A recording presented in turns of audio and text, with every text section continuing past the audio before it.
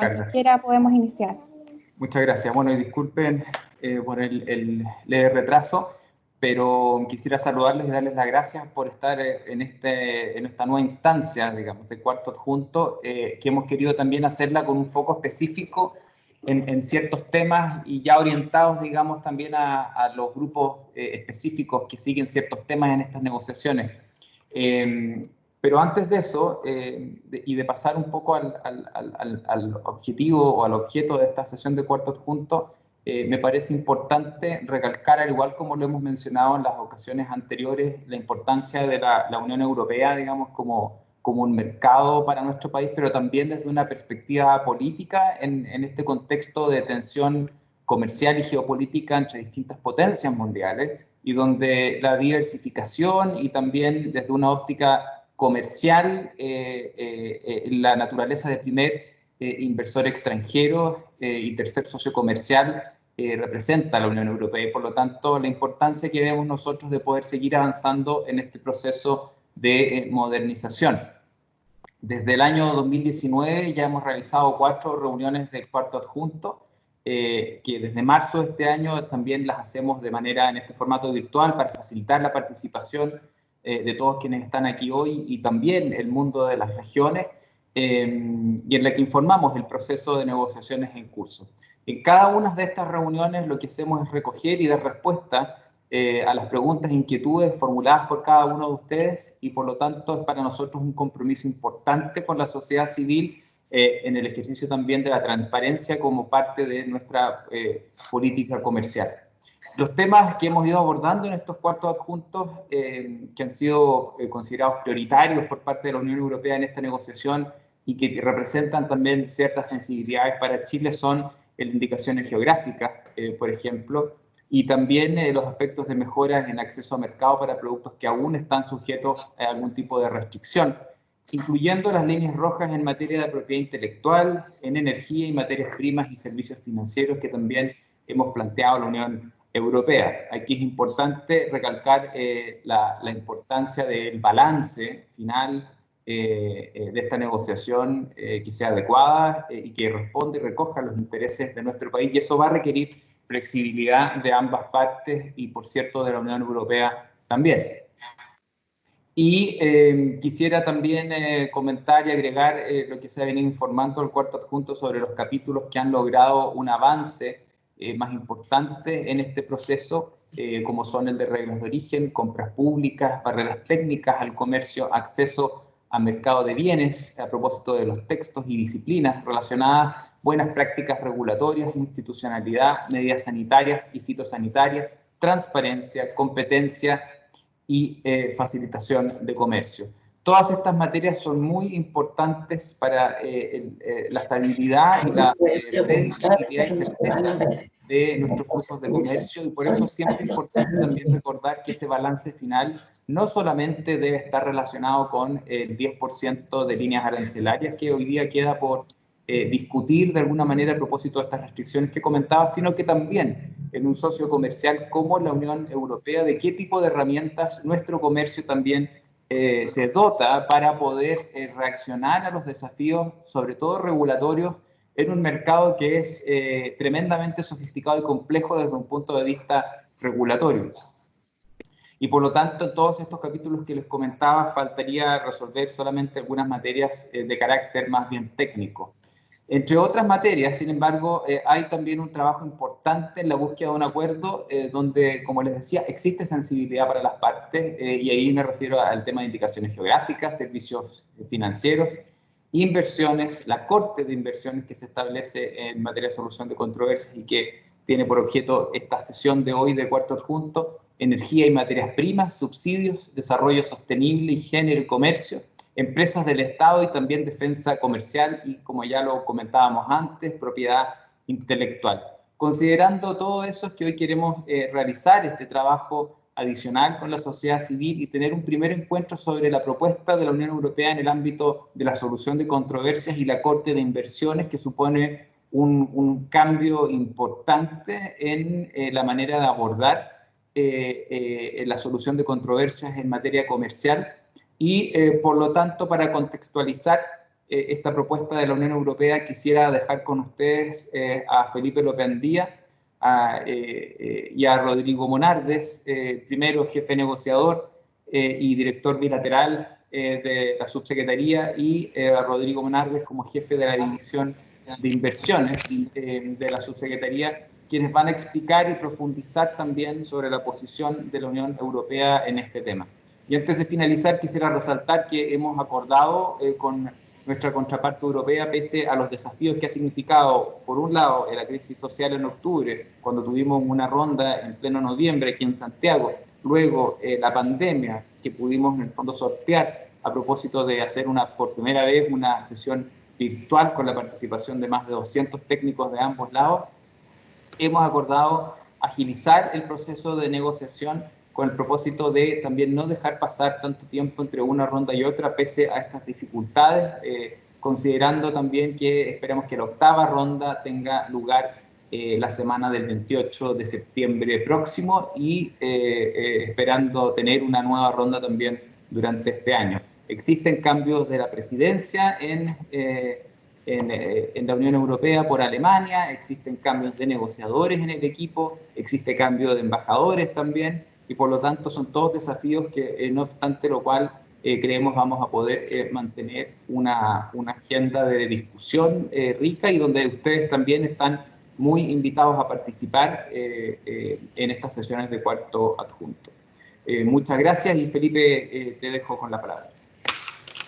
Muchas gracias, subsecretario. Muy buenos días a todos. No voy a tomar mucho tiempo antes de ya darle la palabra a Rodrigo Monardes, quien nos hará una presentación con respecto al tema de la sesión de hoy, que es la propuesta de la Unión Europea para el establecimiento de una Corte de Inversiones que conozca, ¿no es cierto?, de los casos en materia de inversión que surjan en el marco de este proceso de modernización que estamos llevando a cabo con la Unión Europea. Solo reiterar de manera general nuestra disposición a poder ir generando estos espacios de trabajo más específicos con la sociedad civil a propósito del proceso de modernización. Es muy posible que vamos a ir abriendo también espacios de discusión temática en otros frentes del proceso negociador que han ido generando también interés de distintos sectores de la sociedad civil, y por lo tanto en ese punto también van a tener probablemente durante los próximos días algunas novedades de algunos espacios, ¿no es cierto?, de discusión y de análisis de los temas que se están discutiendo en el marco del proceso de modernización. Sin más, no quiero quitar más tiempo para ir ya a lo importante. Le voy a dar la palabra a Rodrigo Monardes, quien, como se señalaba, es el jefe de la división de inversiones de la SUBREI, pero además en este proceso es el encargado de la negociación de inversiones con la Unión Europea. Rodrigo, por favor, tienes la palabra.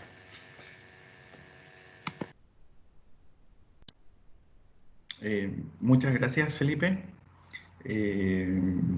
También agradecer al subsecretario por su presencia acá y por destacar la importancia que tiene la negociación con la Unión Europea y la realización de estas reuniones como ejercicio de transparencia con respecto a los procesos de negociación que estamos abordando y la importancia que tiene la negociación con la Unión Europea. Y básicamente un poco la idea de esta reunión es conocer la opinión de la sociedad civil en general con respecto a una propuesta muy específica que, como fue mencionado por el subsecretario, podría ser un cambio importante en la forma en que nosotros hemos negociado con anterioridad el tema de solución de controversia en materia de inversiones, para lo cual les voy a compartir en la pantalla una pequeña presentación para que me puedan seguir. La idea es hacer una introducción general a la propuesta presentada por la Unión Europea en el proceso de modernización del acuerdo entre Chile y dicho bloque comercial. Un poco de antecedentes, y me gustaría detenerme acá un poquito más en detalle para que también entiendan un poco de dónde viene esta propuesta. Este cambio en la política de inversiones de la Unión Europea se desarrolla en el contexto de las negociaciones que ellos comenzaron con Estados Unidos, del acuerdo conocido como el TTIP en 2014. Cuando la Unión Europea comienza a tener conversaciones con Estados Unidos para negociar este acuerdo comercial, realiza una serie de consultas públicas con su sociedad civil con respecto a una gama de temas que podrían ser relevantes en la negociación, en dicha negociación. Esto llevó a un proceso extenso y participativo de la sociedad civil en donde hubo consultas públicas y recibieron millones de comentarios de parte de distintas organizaciones de la academia, del sector privado, y con respecto a la Corte de Inversiones llevó a la Comisión Europea a generar un debate interno para efectos de definir cuál podría ser la nueva política frente a los comentarios y la posición manifestada por la sociedad civil. Entonces, esto genera al interior de la Comisión Europea un consenso en busca de reformar el actual sistema de solución de controversias. Y una de las conclusiones, acá como antecedentes relevantes, y está todo publicado en las páginas web de la Unión Europea, la Comisión Europea saca distintos documentos en donde plasma los resultados y las conclusiones de su deliberación, en donde incorpora los insumos de la sociedad civil y con esto fija una nueva política de inversiones. Y esta nueva política en materia de solución de controversias, uno de los objetivos es que se debe reflejar en todas las negociaciones bilaterales que a partir de esa fecha la Unión Europea o estaba negociando o iba a comenzar a negociar. En primer lugar, por lo tanto, incorporó esta propuesta de Corte de Inversiones, bastante similar a la que tenemos nosotros sobre la mesa actualmente, en su negociación con Canadá, Singapur, México y Vietnam. Pero no hay que perder de vista, porque esta es una discusión también relevante para estos efectos, que el objetivo final de la Unión Europea es contar con una Corte de Inversiones de carácter multilateral. Y actualmente hemos tenido estas conversaciones en el contexto de las reuniones de UNCITRAL. En UNCITRAL, de la Comisión de Naciones Unidas para el Derecho Mercantil, se creó un grupo de trabajo específico para analizar este tema del proceso de reforma del sistema de solución de controversias. Y obviamente la Unión Europea como bloque está empujando la creación de una Corte de Inversiones. Obviamente el mandato que tiene ese grupo no corresponde discutirlo acá porque estamos hablando de la Unión Europea, pero es importante tener en consideración para entender la propuesta a nivel bilateral de que existe un objetivo final de la Unión Europea de incluir esta Corte de Inversiones de carácter multilateral.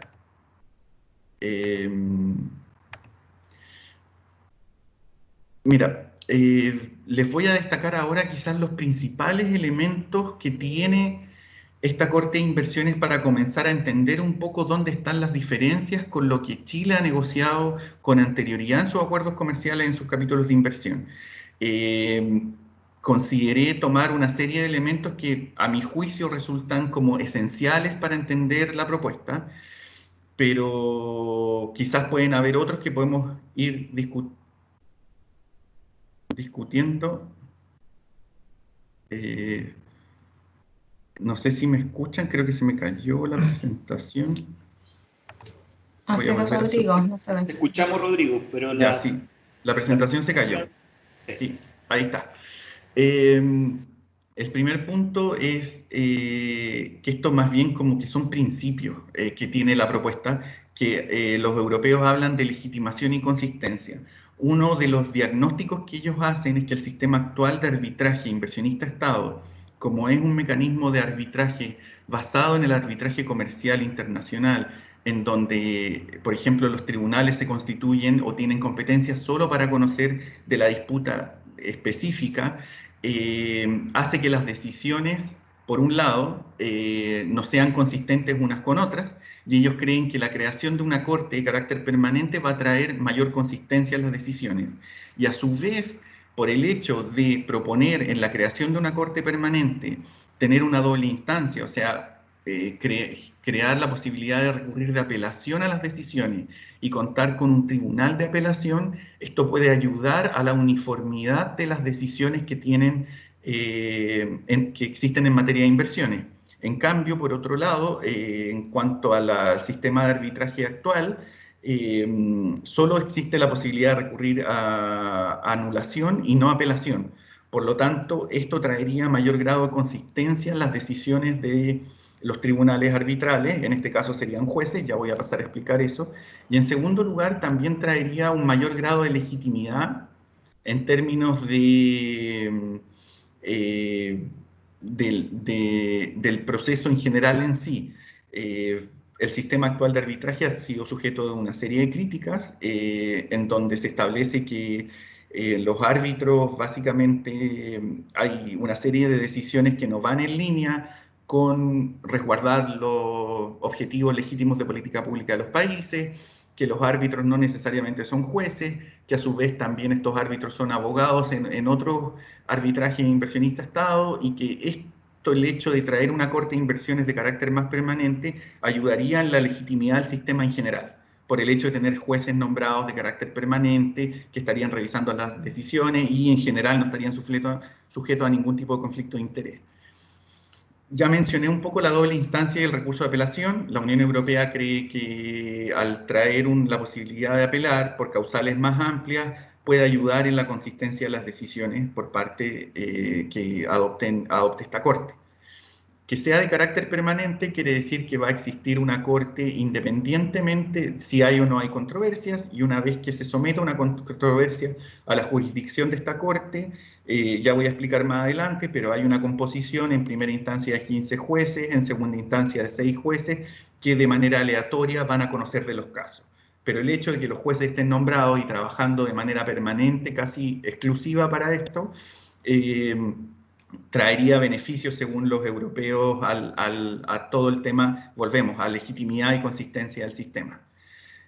Una de las principales diferencias es que los jueces serían nombrados por las partes del acuerdo, en este caso la Unión Europea y Chile. Así pasó con y así debería ser hasta que se multilateralice, desde el punto de vista de los europeos, se multilateralice este acuerdo.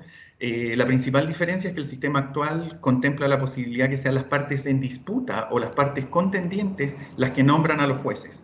En este caso serían árbitros.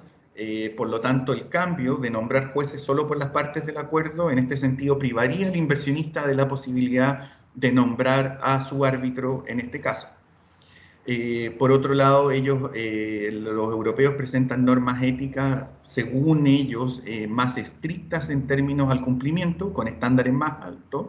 Sin perjuicio de lo anterior, es importante tener presente que a nivel de reformas que se han llevado a cabo en el marco del CIADI y también lo que se está discutiendo en el contexto de UNCITRAL, existe una disposición plena a establecer códigos de conducta que tengan estándares más altos para los árbitros en ese caso. Por lo tanto, esta no sería una diferencia tan sustantiva, a mi juicio, en términos de lo que ha ido avanzando en las reglas, en la discusión de la modificación de las reglas en otros foros.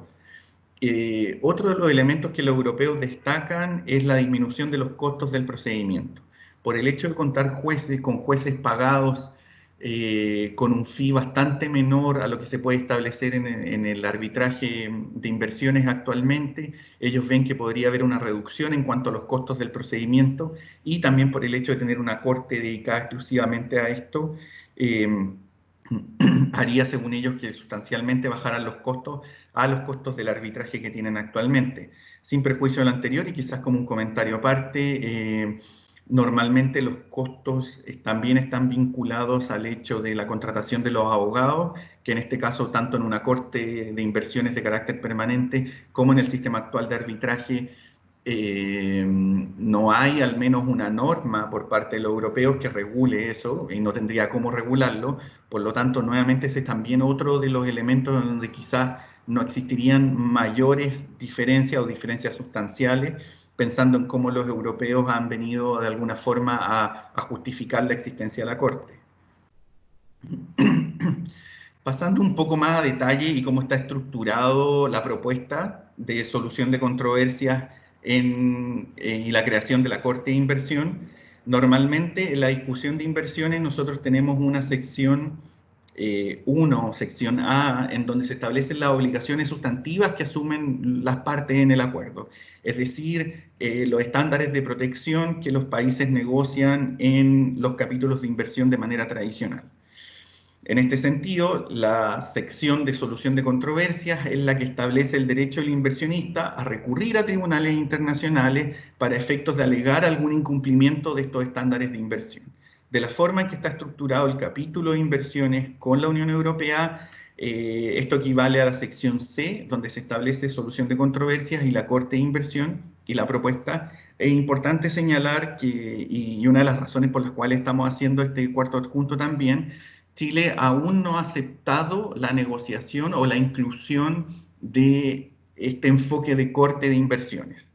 Y dado que tenemos un enfoque muy distinto, a la fecha Chile no ha hecho valer su posición frente a la mesa con respecto a, no hemos comentado en términos generales la propuesta, pero Chile no ha entrado a negociar párrafo por párrafo con respecto a esto. Entonces es importante, y por qué estamos haciendo la reunión ahora, de contar también con los insumos de la sociedad civil para poder ir armando una posición e ir viendo qué elementos de la Corte de Inversiones nos gustan, cuáles no nos parecen, o incluso reafirmar nuestra posición tradicional que tiene que ver con el arbitraje inversionista-Estado basado en el arbitraje comercial.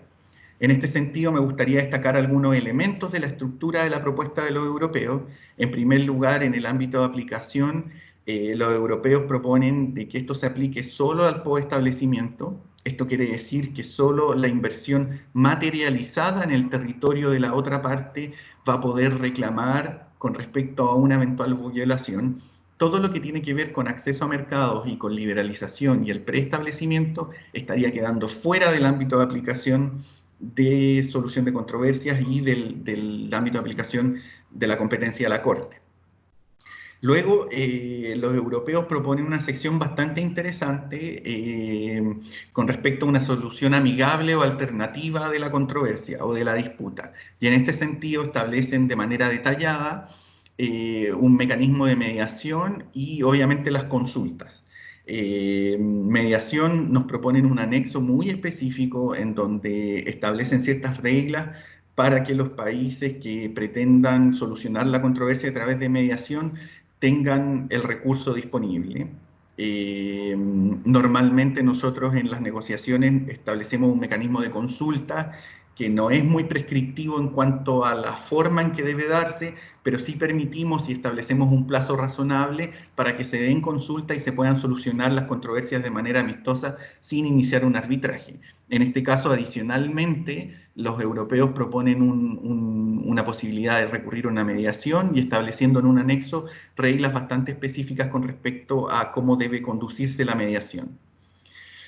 Por otro lado, contiene reglas de cómo debe someterse una reclamación a arbitraje, o en este caso someter la reclamación a la Corte, establece cuáles deben ser las reglas del consentimiento, cómo debe darse este consentimiento, hace referencias a reglas ya conocidas de arbitraje en materia de CIADI, normas UNCITRAL, etc. En este sentido no hay mayor innovación con respecto a esto.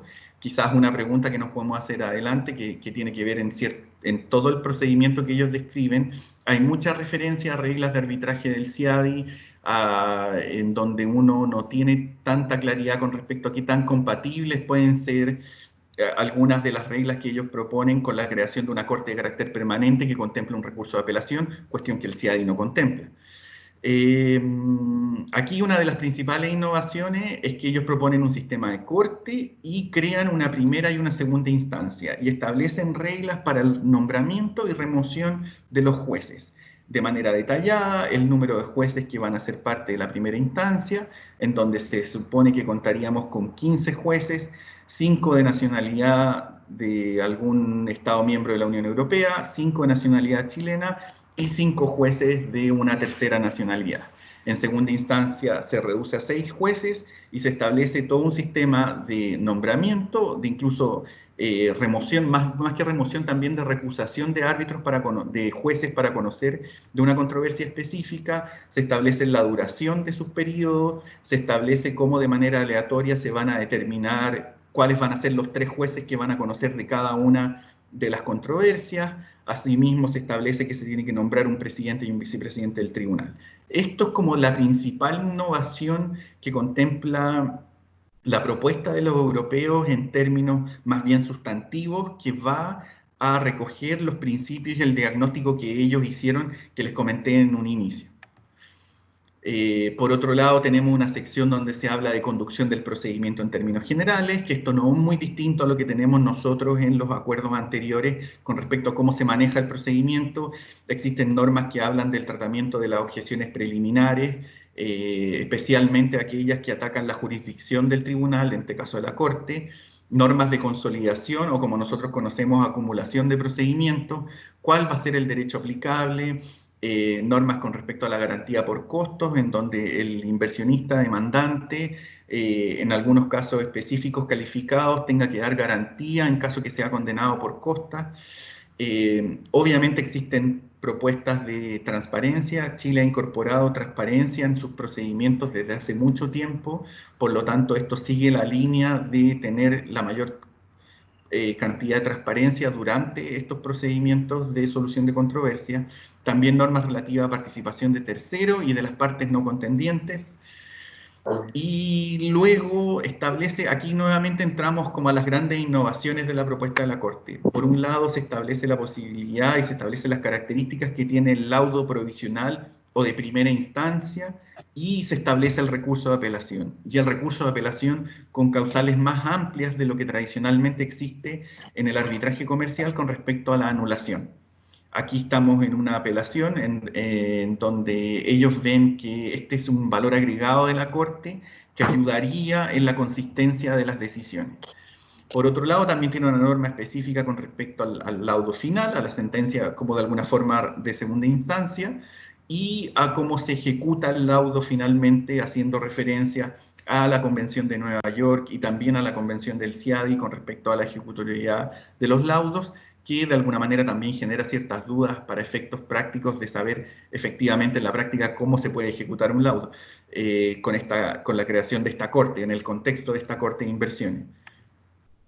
Y quizás para cerrar, les anoté acá, les puse un cuadrito. Este cuadro lo que busca es de alguna manera como resumir lo que yo ya les mostré y un poco estableciendo un paralelo con lo que a juicio de la división de inversiones y lo que nosotros venimos discutiendo con los europeos serían como las diferencias claves o esenciales entre el arbitraje inversionista que tenemos actualmente y la propuesta de corte de inversiones.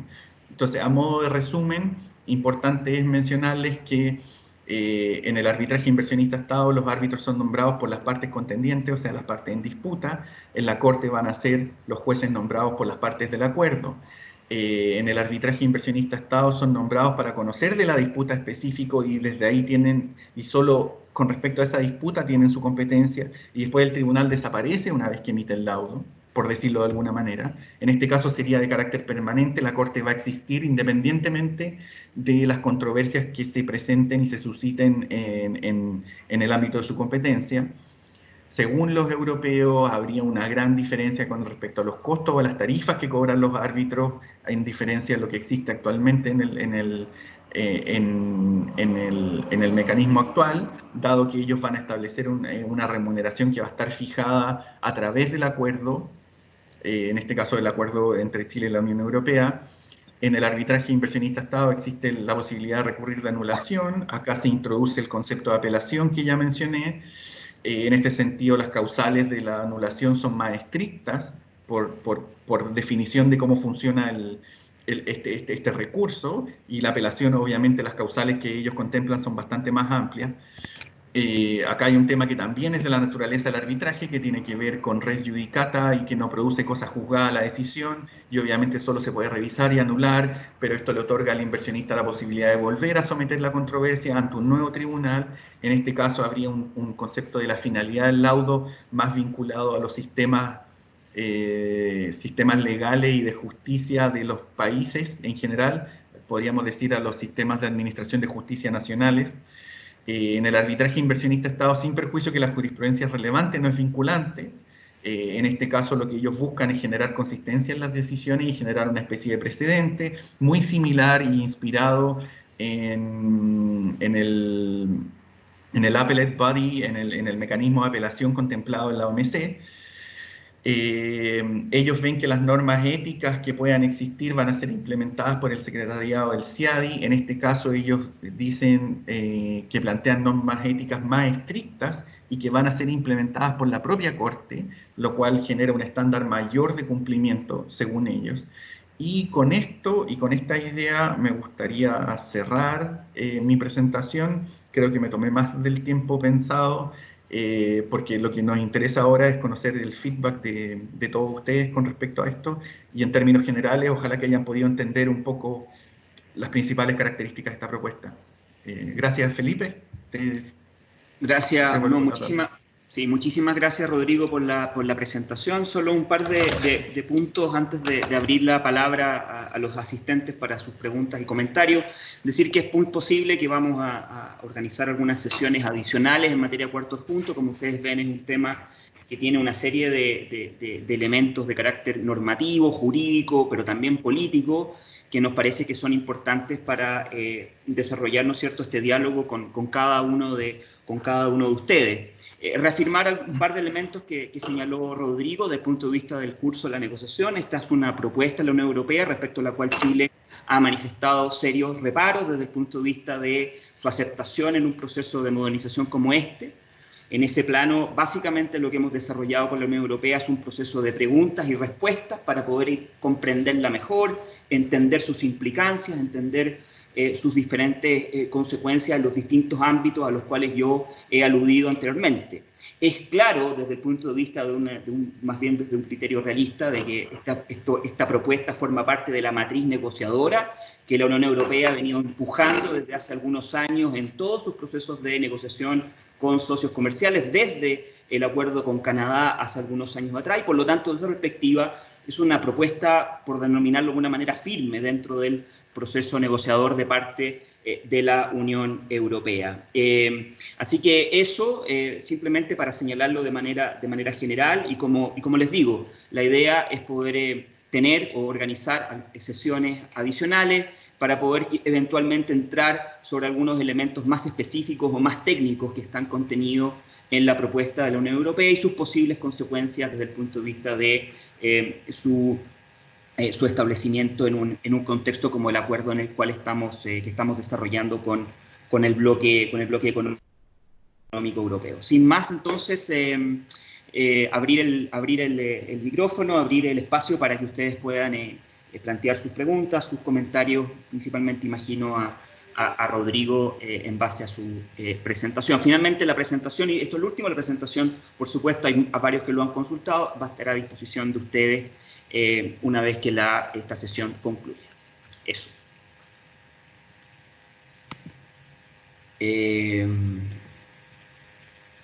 Voy a revisar el chat para ir viendo las preguntas que se pueden haber planteado. Felipe, hasta ahora no hay consultas en el chat. ¿Ah, no? No, no había abierto el chat. No sé si alguien quizás o levanta la mano ahí en el Sergio Escudero está levantando la mano. ¿Perdón? Sergio Escudero está levantando la mano. Perfecto. Sergio, tú abres los...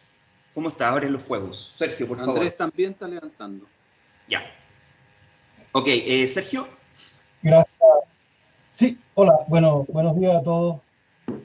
Muchas gracias por esta exposición que da bastante luces sobre este sistema que sin duda tiene una repercusión transversal al acuerdo. Antes de hacer la pregunta, me gustaría interiorizarme que yo soy miembro jefe del Departamento Internacional y Políticas Públicas del INAPI. ¿Me escuchan? Te escuchamos, Sergio, te escuchamos. Sí. Y por lo tanto, mi pregunta va en la vinculación con ese tema. Yo entiendo que en la parte sustantiva del acuerdo, en el capítulo de inversiones, la inversión extranjera puede tomar diferentes formas y una de las formas que pueden tomar esas inversiones es a través de derechos de propiedad intelectual. Ya sabemos, por lo que dijo el subsecretario al principio de la reunión, el tema de propiedad intelectual es uno de los conflictivos, digamos, donde hay más intereses encontrados. Y en particular en temas vinculados con indicaciones geográficas, que también fue mencionado aparte por el subsecretario.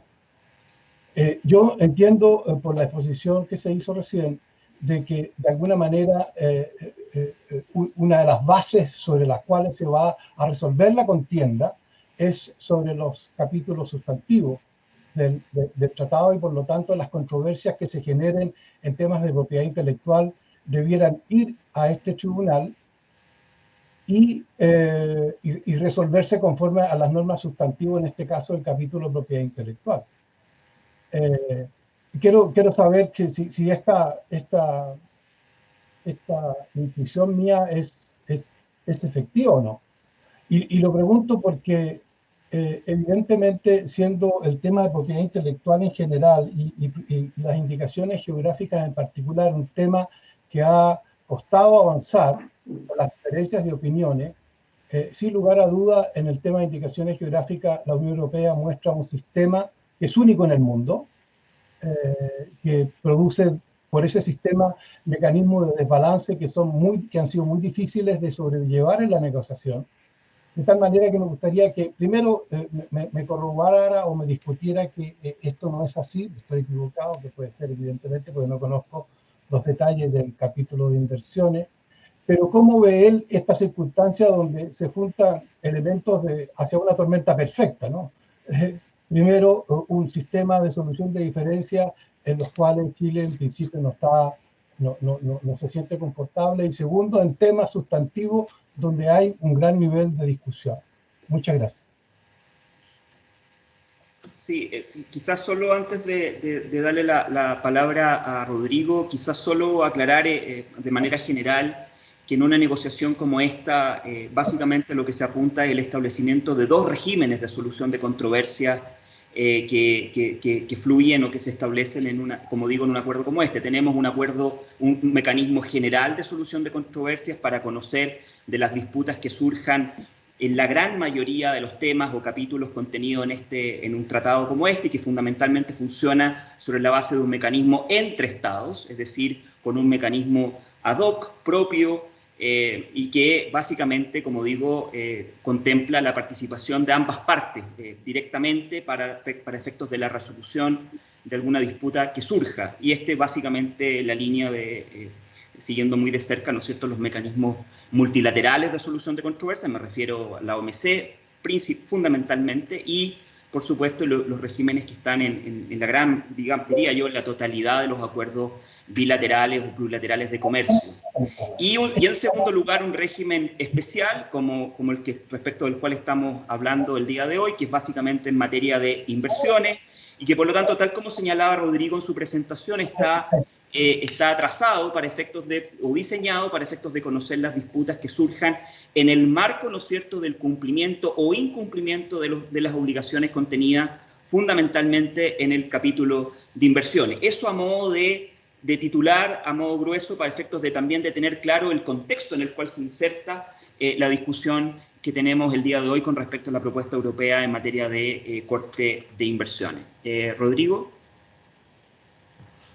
Sí, gracias Felipe. Voy a tratar de ser bastante breve, pero la respuesta es compleja, porque, bueno, como buen abogado te diría que depende y hay que distinguir, porque tú tienes un punto en el sentido de que nosotros negociamos una definición amplia de inversiones basada en una enumeración no taxativa de una serie de activos donde se incluyen los derechos de propiedad intelectual como parte de lo que se puede comprender dentro del concepto de inversión. Sin embargo, lo que hay que tener presente acá es que lo que puede reclamar el inversionista está vinculado con las disposiciones sustantivas del capítulo de inversiones. Me explico.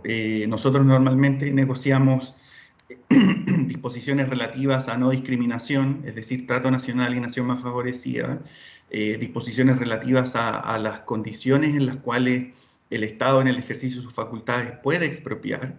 Se establece el derecho a expropiar, pero bajo ciertas condiciones. Y en ese sentido, lo que tendría que alegar el inversionista es que sus derechos de propiedad intelectual de alguna forma fueron vulnerados por una medida del Estado en los cuales, en este caso, el país que adopta la medida no cumplió con alguno de los estándares contenidos en dicho capítulo. Por lo tanto, la distinción no es blanco y negro. Lo importante sí es que no necesariamente lo que se negocie en el capítulo de propiedad intelectual se incorpora de manera automática acá, sino lo que tiene que alegar el inversionista es una violación de la sección donde se establecen las disposiciones sustantivas del tratado. Por lo tanto, más allá de la medida específica en sí, si afecta o no sus derechos de propiedad intelectual. Pero en principio, por eso te digo que habría que distinguir, pero en principio no es incorporar el hecho de que Chile se compromete con la Unión Europea a una cuestión específica dentro del capítulo de propiedad intelectual y eso automáticamente cae dentro de la jurisdicción de la Corte de Inversiones. Acá hay una serie de etapas y pasos adicionales en donde el inversionista tendría que argumentar que la medida que podría afectar sus derechos de propiedad intelectual o podría afectar otro tipo de derechos, su propiedad en general, constituye una violación de lo negociado en el capítulo de inversiones. Lo que nosotros tratamos de hacer en el capítulo de inversiones es que quede lo más autocontenido posible en los términos de las disposiciones sustantivas que se puede alegar su incumplimiento en el contexto de solución de controversias, ya sea inversionista, Estado, arbitraje, o en este contexto de la Corte de Inversiones. Gracias, muchas gracias, Rodrigo. Luego tengo a Andrés Delgado, que está solicitando la palabra. Andrés. Sí, hola, disculpa, buenos días. Disculpa, es que alguien está compartiendo pantalla, no sé si será Rodrigo Monardes que está compartiendo pantalla. Ok, perdón, Andrés Delgado, por favor. Sí, hola, buenos días. Yo, Andrés Delgado, Universidad Autónoma de Chile. Yo tenía dos preguntas. Una primera tiene que ver con los nombramientos de jueces para el sistema. Si he contado bien, se deberían nominar 8 personas de nacionalidad chilena.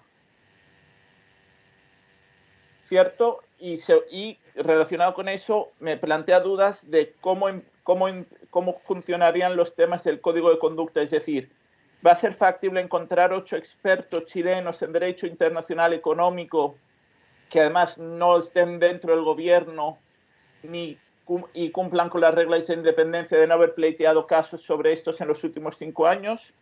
Y la otra pregunta que tenía tiene que ver con una cosa con el hecho de que si estamos viendo lo que ha ido pasando en otros acuerdos concluidos por la Unión Europea, están empezando a dividir el acuerdo entre una parte que es solo inversiones y la otra parte que es comercial. ¿Ustedes estarían dispuestos también a separar el acuerdo y el permitir que la parte de inversiones vaya por un lado y la parte comercial vaya por otro? Muchas gracias. Ok, gracias, Andrés. No sé, Rodrigo. Sí, gracias. Creo que efectivamente no he hecho la suma, pero tienes razón, creo que serían 7 árbitros, perdón, 7 jueces en este caso. La propuesta de la Unión Europea establece que son 15 jueces de primera instancia, 5 nacionalidad chilena, y en segunda instancia serían 6 jueces, pero de los cuales también serían 2 de nacionalidad chilena, 2 de nacionalidad europea y 2 de una tercera nacionalidad. Por lo tanto, creo que la suma es 7 y no 8. Y con respecto a la pregunta de encontrar jueces con ese nivel de expertise que la misma propuesta de la Unión Europea establece, bueno, es bastante difícil. Nosotros normalmente en materia de inversiones no hemos incluido nunca por lo menos en los últimos años, el nombramiento de una lista de árbitros. Y en ese sentido nos genera una dificultad adicional el hecho de tener que identificar y hacer ese proceso. Pero obviamente esta es una pregunta que va mucho más allá del estado de la negociación actual en términos de llegar a este punto. Sin perjuicio de lo anterior, nosotros en el mecanismo, por decirlo de alguna forma, tradicional de arbitraje inversionista-Estado, sí tratamos de incorporar una serie de normas con respecto a código de conductas, con respecto al nombramiento de los árbitros, que le recae a las partes contendientes, Se hizo así en el CPTPP, se hizo así en Chile-Argentina, un anexo con código de conducta. Entonces nosotros creemos que sin perjuicio del formato, la tendencia un poco mundial ha ido a exigir mayores estándares con respecto al tema del código de conducta, pero sí es una pregunta que queda abierta de encontrar eventualmente pensando en que ya Chile entraría a negociar el tema de la Corte de Inversiones, buscar a estas personas disponibles con los requisitos que se establecen en el acuerdo para efectos de tenerlo. A mi juicio, sí podemos encontrar personas facultadas para dicho cargo. No sabría decirte a priori si son efectivamente 7, pero sí cada vez más hay gente con mayor experiencia en temas de arbitraje comercial internacional, gente capacitada del punto de vista académico, de conocimiento de derecho internacional público y de derecho internacional, de comercio internacional y de inversiones. Por lo tanto, no necesariamente puede ser una tarea tan difícil. Y sobre la segunda pregunta con respecto a separar el acuerdo, creo que no sé si la entendí muy bien. Pero en ese sentido, lo que nosotros tratamos de hacer, y nuevamente reitero que se relaciona con la pregunta de Sergio Escudero, necesitamos que en primer lugar hay un vínculo entre comercio e inversión de un punto de vista de política que es muy relevante. O sea, las empresas cuando invierten, cuando comercian, cuando importan, exportan, mezclan una serie, la forma en que se organizan está mezclada. Entonces, por lo tanto, acá un tema comercial versus inversiones no necesariamente puede estar separado de manera casi artificial, pero sí lo que tratamos de hacer es que las disposiciones de lo que negociamos en materia de inversiones sea autocontenido con respecto a los temas comerciales. Un poco evitando quizás lo que planteaba Sergio Escudero. La idea es no generar, la idea es que el mecanismo de solución de controversias, sea cual sea su formato, conozca de controversias en virtud de incumplimientos que nosotros acordamos en los estándares de las disposiciones sustantivas del capítulo de inversión. No sé si entendí bien la pregunta, pero creo que por ahí va. Sí, gracias Rodrigo. Tenemos un alto número de preguntas. Vamos a tratar de ir rápidamente también por el tiempo. Voy a seguir con Christian Schmitz. Schmitz tiene una pregunta. Christian, tienes la palabra. Sí, muy buenos días. Un gusto estar nuevamente acá en este cuarto adjunto. Yo represento la Universidad Católica de Concepción. Soy el rector. Y tengo las siguientes preguntas. En primer lugar, acerca de la especialización de los jueces. Dado que se tratan diversas materias, ¿en qué medida los jueces estarán preparados en compras públicas, en temas laborales, medioambientales, propiedad intelectual, etcétera, para juzgar, para conocer una controversia y juzgarla luego con la debida pertinencia técnica? Entonces, ojalá, yo sugiero ya que la elección de los jueces sea de tal forma diversa de que se cubran el máximo número de temáticas que caen dentro de la competencia del tribunal, sin perjuicio de que el tema inversiones es el común denominador de todas ellas.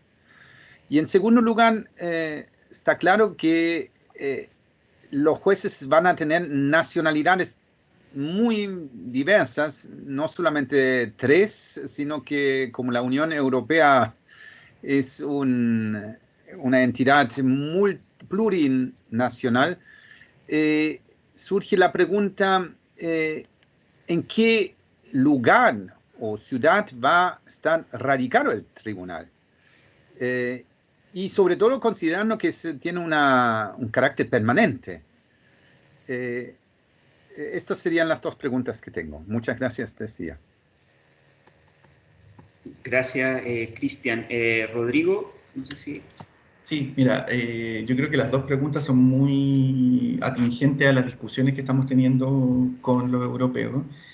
También son las que plantean ciertas dificultades en términos de aceptar la propuesta. Como mencionó Felipe, uno de los temas que nosotros hemos visto con cierta reticencia y que nos generan muchas dudas con respecto a cómo se van a zanjar algunos temas en la práctica.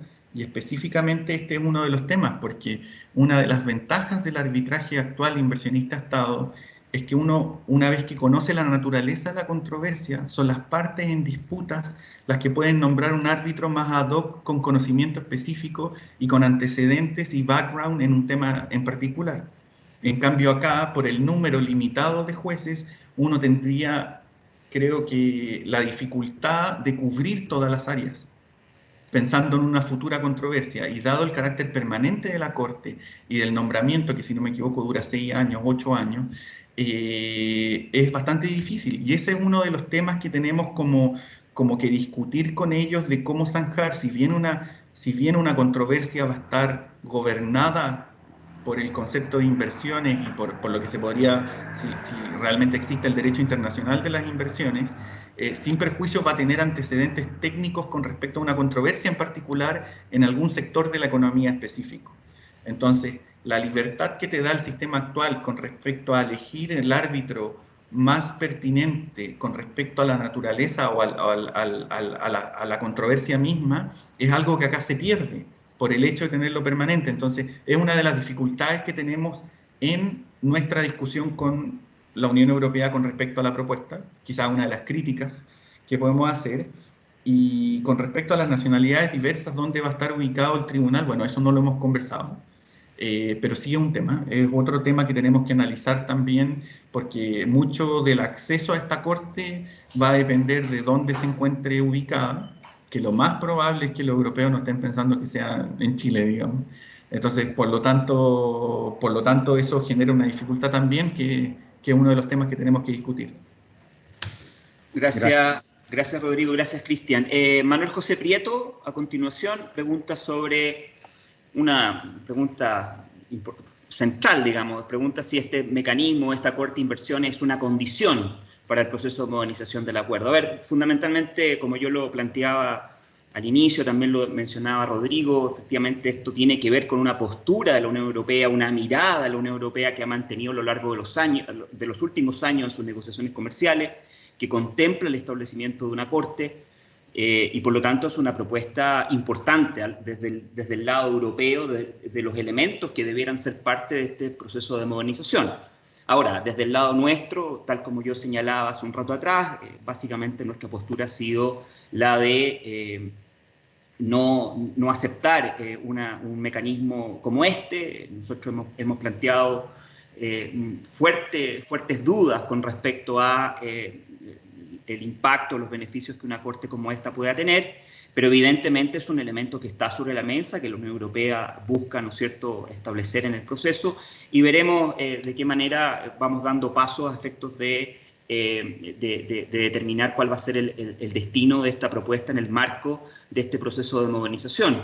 En esta etapa, básicamente, como yo decía hace un rato, básicamente hemos estado tratando de conversar con los europeos para poder dilucidar y aclarar todos los elementos que están en torno al establecimiento de la Corte para efectivamente tener mucha más certeza respecto a sus implicancias. Luego, Andrea Vargas pregunta sobre la forma en que interactúan las decisiones de esta Corte con la jurisprudencia establecida en las disputas que la Corte de la Unión Europea haya resuelto anteriormente. Básicamente un tema de consistencia, ¿no es cierto?, posiblemente entre el contenido de las decisiones de esta Corte con las decisiones internas al interior de la Unión Europea. Y además pregunta sobre si la Corte resolverá teniendo en cuenta otros tratados firmados entre las partes. Rodrigo, por favor. Ya, a ver, por regla general,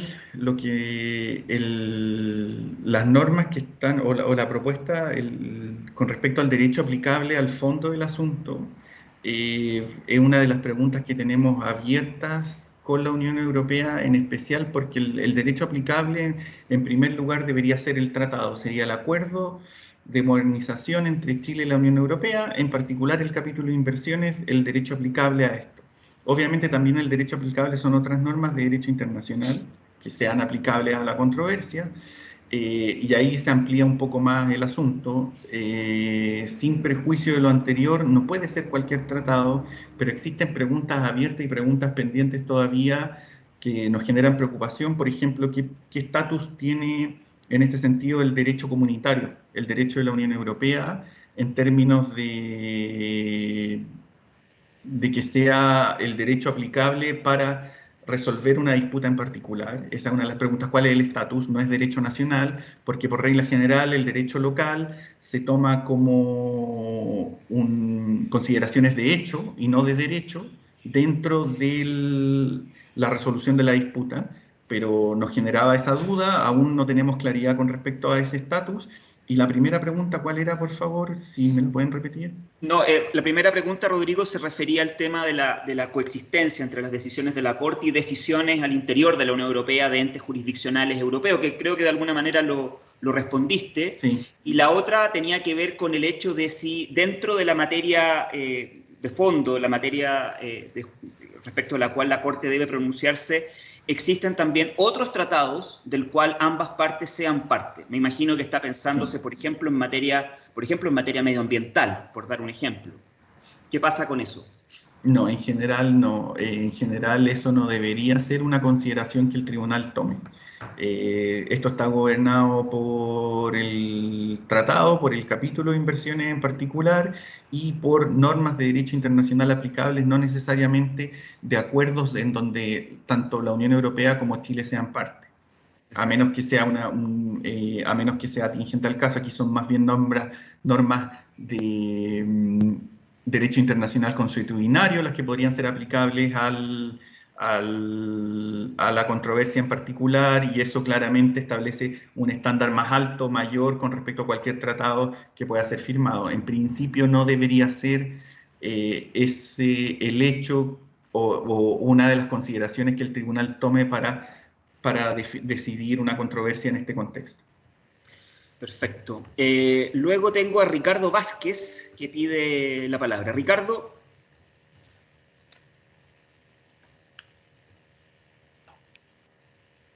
Hola, muy buenos días, Felipe. Buen día, Rodrigo.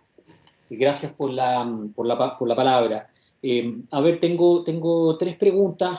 La primera, a lo mejor Felipe me puede iluminar sobre el respecto. ¿Cuál es la decisión que ha tomado la subsecretaría con respecto a la fórmula de derogación o de incorporación? Desconozco cuál es ella que van a ocupar con respecto a los APIs que se encuentran vigentes. Entiendo yo de que el capítulo de inversión lo que vendría a ser es a sustituir los APIs que se encuentran vigentes. ¿Cómo funciona?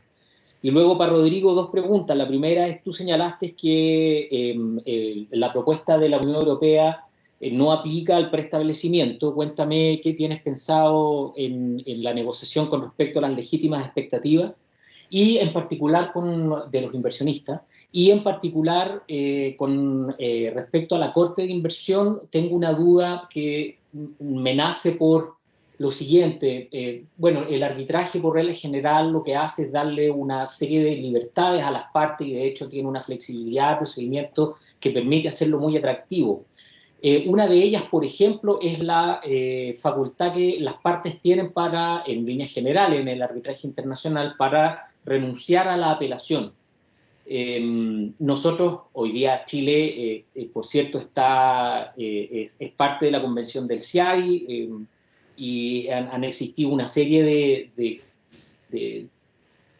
pensamientos o diferencias con respecto a la interpretación de si el artículo 52, que por ejemplo es un artículo que esté sujeto a modificación, y cómo si ustedes han evaluado la posibilidad que esto de alguna forma se confronte con lo que está dispuesto en el artículo 40 de la Convención de Viena, de la enmienda de los tratados multilaterales. ¿Cuál es la posición que van a adoptar al respecto? Gracias. Muchas gracias, Ricardo. También un gusto saludarte. Sí, respecto a la primera pregunta, tocas un punto relevante desde el punto de vista de los resultados de esta negociación. Como ustedes saben, nosotros tenemos vigente un número importante de acuerdos de promoción y protección de inversiones con muchos Estados miembros de la Unión Europea, la mayoría de ellos negociados durante la década del 90, con esquemas bastante distintos si uno los compara a lo que son los acuerdos más recientes en materia de inversión. Y lo que fundamentalmente está sobre la mesa en la discusión con la Unión Europea es efectivamente que el mecanismo y el capítulo que adoptemos en materia de inversión en el marco de este proceso de modernización reemplace dichos acuerdos bilaterales con los Estados miembros y que eso pase finalmente por una derogación de estos acuerdos para efectivamente generar, ¿no es cierto?, un esquema más unificado para el tratamiento de la inversión extranjera entre Chile y la Unión Europea. Eso es lo que está sobre la mesa. Evidentemente, aún tampoco se ha llegado a una definición con respecto a eso, pero efectivamente es parte de las discusiones que estamos teniendo con la contraparte. Rodrigo, respecto a las otras dos preguntas de Ricardo, por favor. Sí, gracias, Felipe. Gracias, Ricardo, por tus preguntas. Bueno, a ver, la discusión del preestablecimiento, básicamente lo que hacen los europeos es buscar de alguna forma hacen una distinción con respecto a todo lo que ellos llaman liberalización y acceso a mercados, y se negocia en una sección aparte, en donde todos estos compromisos de inversionistas que están buscando invertir y aún no han materializado su inversión, sin perjuicio que son ambiciosos en términos de tener acceso a mercados, sus inversiones, o sea, permitir el flujo de inversiones, ya sea transfer in o transfer out. Por otro lado, ellos marcan en su opinión, marcan una línea muy clara que solo la solución de controversias va a estar determinada para efectos de la inversión una vez materializada en el territorio de la otra parte como el único titular para efectos de poder presentar una reclamación y ser demandantes y utilizar el acceso, la corte, digamos. En este sentido, cuando tú hablas de preestablecimiento y legítimas expectativas, me imagino que lo estás vinculando porque el concepto de legítimas expectativas tiene que ver con el hecho de tener algún tipo de expectativa de ganancia que puede ser de alguna manera vulnerado por una medida que adopta el Estado. Pero lo que yo entendería en ese sentido, que estaría limitado a solo el inversionista que ya está establecido, un inversionista que está buscando invertir, por mucho que tuviera expectativas de un retorno particular, si se le aplica una medida y aún no ha invertido, esto estaría fuera del ámbito de solución de controversia. Me imagino que por ahí va la pregunta. Obviamente estas cosas tienen que quedar claras en el texto, por lo tanto es una discusión que está avanzando en ese sentido y tenemos que tener la claridad absoluta con respecto a si efectivamente el acuerdo hace lo que los europeos están diciendo que hace, digamos. Porque también nuevamente todo el ciclo de la inversión como un todo, desde su fase de establecimiento, admisión, es difícil también hacer una distinción muy clara con respecto a eso. Y con respecto al tema de la pregunta del artículo 40 de la Convención de Viena y el artículo 52 del CIADI, creo que tu pregunta, si entiendo bien, iría por el lado de hasta qué punto un acuerdo bilateral puede modificar un acuerdo multilateral. Esa es una de las preguntas que le hemos planteado a los europeos dentro de esta discusión más bien general para entender estas características de la Corte de Inversiones que ellos están promoviendo. En este sentido, la Convención de Viena permite la posibilidad de que las partes de manera bilateral puedan modificar un tratado multilateral de los cuales ellos son parte para su relación bilateral, pero esto dice sin afectar, creo que la naturaleza y objetivos de dicho acuerdo. Por lo tanto, uno podría tener que entrar a analizar la naturaleza jurídica del artículo 52 del CIADI, que para mí es un elemento esencial, y por lo tanto yo no sé hasta qué punto sería compatible una modificación de manera bilateral a uno de los elementos esenciales que tiene la Convención del CIADI. Esto nuevamente es una discusión que hemos planteado los europeos.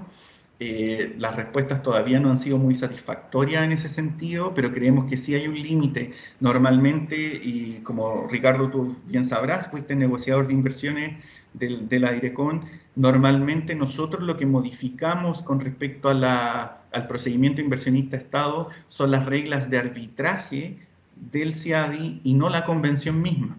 Entonces yo creo que también hay que ser cuidadosos hasta qué punto ciertas modificaciones que pretenden hacer los europeos en esta negociación producen efecto al final del día. Al final no estamos hablando si son mejores o peores, sino que si producen sus efectos jurídicos deseados cuando se estaría en alguna forma quizás atacando la naturaleza de la Convención del CIADI, como tú mismo hablas, y el artículo 52 es uno de los claves en ese sentido. Gracias. Gracias, Rodrigo. Antes de seguir con la palabra, me dicen que hay alguien que está compartiendo su pantalla. Por favor, si es así, le pediría que revisen para que eso no siga ocurriendo. A continuación tengo a Andrés. No aparece su apellido aquí en el chat. Andrés. Pero por favor. Ya. Andrés Rebolledo, ya. No tengo seteado yo soy del Zoom. Esto para mí es muy moderno. Bueno, saludo a todas, gusto de saludarlo, gracias por invitarme. Oye, súper interesante, me pareció muy apropiada más la discusión que tenemos en Chile hoy día. 3 comentarios solamente, bien precisos. Uno, respecto a la negociación propiamente tal, el trade-off y las indicaciones geográficas y eso, yo supongo, por lo que desprendo de lo que dice Felipe, que esto está como a nivel de las indicaciones hoy día, y por lo tanto será una negociación compleja que tendrán que resolverla con el talento negociador que todos tienen ustedes. Y lo que quiero decir que cuando dice Felipe una posición importante, muy diplomáticamente, de los europeos, es probable que hay ahí una presión interesante e importante también y habrá que conjugar esa ecuación. Solo me permite un comentario en eso. Un segundo punto que a mí me parece el más relevante de todo y que no surge en esta conversación y que me parece que es desde el punto de vista sistémico el más significativo y que tiene que ver con que esta nueva manera de abordar este mecanismo nos viene a ayudar a nosotros internamente en nuestro rollo político que tenemos en lo que ha sido nuestro proceso reciente de discusión de estos temas en el Congreso. Es decir, esta nueva manera de abordar, en este caso, con una corte permanente, de dotar, en definitiva, estos acuerdos de una nueva enfoque en la relación con los inversionistas extranjeros, sinceramente creo que es una ayuda a nuestra discusión política, habiendo vivido, todos ustedes lo vivieron, lo que pasó en el TPP-11 en nuestra discusión. Ustedes perfectamente saben que hubo varios epicentros del debate, pero uno importante tuvo que ver con este mecanismo inversionista-Estado. Y aquí está estas caricaturas de los tribunales Mickey Mouse y de que quedamos intervenidos y de que pedimos soberanía, y me parece que esta manera de abordarlo habrá que arreglar todos los temas y todos los flecos que dice Rodrigo, y yo eso por supuesto que confío en que tenemos grandes negociadores que lo van a resolver. Pero me parece que a la luz de nuestra discusión política interna, este mecanismo es un dispositivo muy interesante, más allá de que uno pueda tener incluso una percepción o un acercamiento conceptual con ello, porque te saca preestablecimiento, te saca acceso, te saca estos tribunales ad hoc que teníamos en teoría, estas figuras nuevamente caricaturescas que las empresas colocaban los árbitros, a lo mejor introduce otros desafíos, pero creo que hace un poquito más amigable políticamente este mecanismo que hoy día se requiere en esta discusión política. Esa es mi opinión. Y me parece que tiene un valor importantísimo, porque la política en Chile está convertida en un desorden. Entonces, si tenemos que casi nos rechazan el acuerdo con Brasil, que ustedes saben no significaba nada en términos de acceso, y el TPP lo tenemos ahí todavía, necesitamos instrumentos para nuestra discusión política con nuestros parlamentarios. Y esto es un acuerdo que va a proteger la inversión, va a dar las señales que hemos siempre querido dar a la comunidad internacional. No me parece que haya vaya a haber un desmedro en ese objetivo vis-a-vis los tradicionales acuerdos nuestros de inversión, pero además nos va a permitir hacer una discusión que a lo mejor, miren los términos que lo coloco, nos va a permitir terminar aprobando acuerdos o no. O sea, hoy día estamos en un país en que, bueno, vieron lo que está pasando, ¿no? Con los 10%, con el veto, con fin. Por lo tanto, necesitamos, creo yo, en este mundo, las relaciones de negociaciones comerciales, ser creativos, innovar, y aquí Europa nos trae algo interesante. Por lo tanto, mi comentario tiene que ver con eso, y yo lo pongo en esa dimensión. Y por último, un tercer comentario, tengo más, pero no quiero tampoco, porque sé que estamos bien ahí en el límite del tiempo.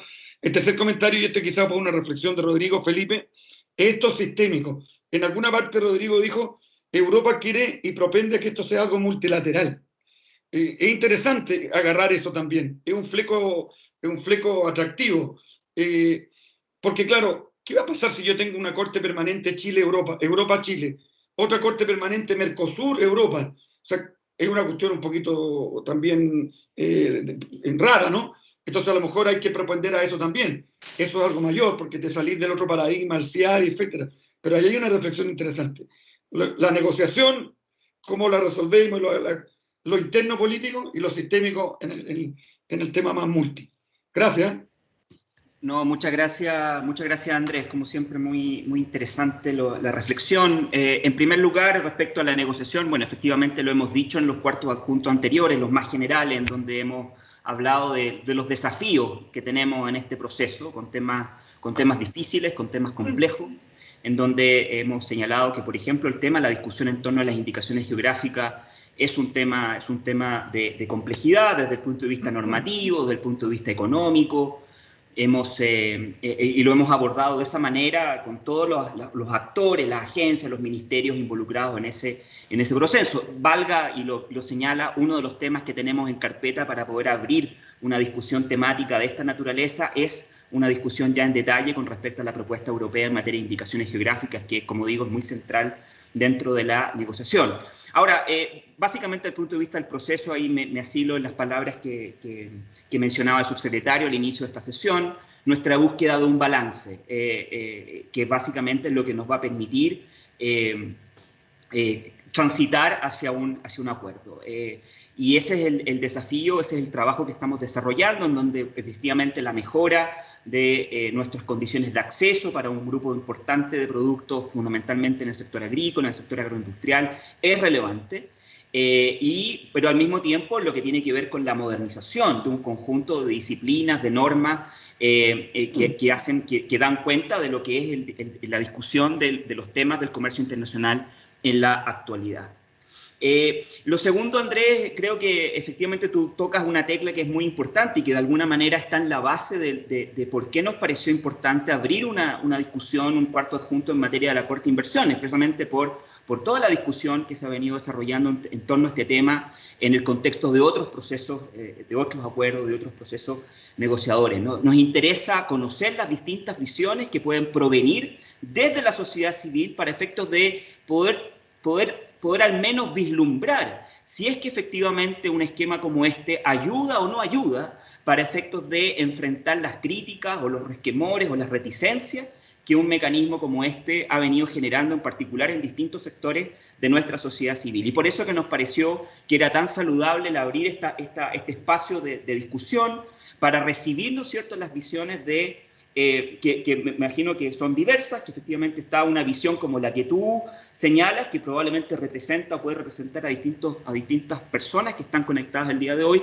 y que eventualmente puede contraponerse con otras que sientan o que piensen que al final del día las cosas no cambian mucho, que al final la presencia de una corte finalmente no va a diluir o no va a hacer desaparecer efectivamente los elementos que pueden ser más críticos con respecto a un mecanismo como este. Y las sesiones a futuro que vamos a ir organizando respecto a este tema nos van a ir ayudando a ir entrando en una discusión un poco más detallada para irnos para ir, ¿no es cierto?, recibiendo esa visión y tener alguna visión con respecto a cuáles son al final del día los beneficios que eventualmente el establecimiento de una corte pueda tener en este proceso de modernización. Y lo último, bueno, es cierto, lo mencionaba Rodrigo, efectivamente la visión de la Unión Europea con respecto a este tema es poder llegar a un esquema en donde todas estas cortes puedan finalmente llegar a un solo esquema multilateral que pueda, ¿no es cierto?, abordar el conocimiento de las disputas en materia de inversión de una manera mucho más amplia. El detalle con respecto a esta visión de la Unión Europea es que si bien lo establecen a partir de su acuerdo con Canadá hace algunos años atrás, no ha sido todavía implementado y por lo tanto ese camino todavía parece bastante en una etapa muy inicial. No han podido ni siquiera en ese primer acuerdo implementar un esquema y por lo tanto es bastante prematuro y aventurado saber si finalmente ese gran objetivo que tuvo la Unión Europea y que se lanza en la gestión de la presidencia de la Unión Europea anterior, finalmente se va a poder llegar a algún resultado en esa dirección. Bueno, a continuación tengo a Ivette Esis. Ivette pregunta si en el actual sistema de la Corte los laudos arbitrales equivalen a sentencias nacionales y en el supuesto de que los laudos fuera del ámbito de esta Corte respecto de ellos aplican las reglas de la Convención de Nueva York. En la práctica, dice ella, esto ha generado una litigiosidad importante en varias jurisdicciones.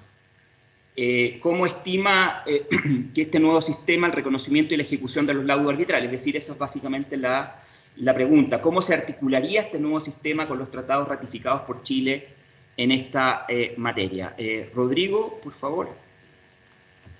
Gracias, Felipe. Solo un comentario adicional con respecto a lo comentado por Andrés Rebolledo, es que efectivamente la propuesta de la Unión Europea tiene su mérito en distintos elementos que ellos incorporan, y hay una discusión más bien a nivel técnico de cómo se implementarían, y no necesariamente todas las propuestas de reforma que ellos hacen al sistema pasan por la creación de una corte permanente. Y yo creo que ahí va también la discusión, pero sin duda el valor agregado que ellos proponen en términos de hacerse cargo de una serie de críticas que nosotros vivimos internamente con los procesos de ratificación en el Congreso, y por otro lado con el sistema actual, y no solo nosotros, sino que en todo el mundo, ellos se hacen cargo de varias de estas críticas. Entonces eso es relevante de tener en consideración.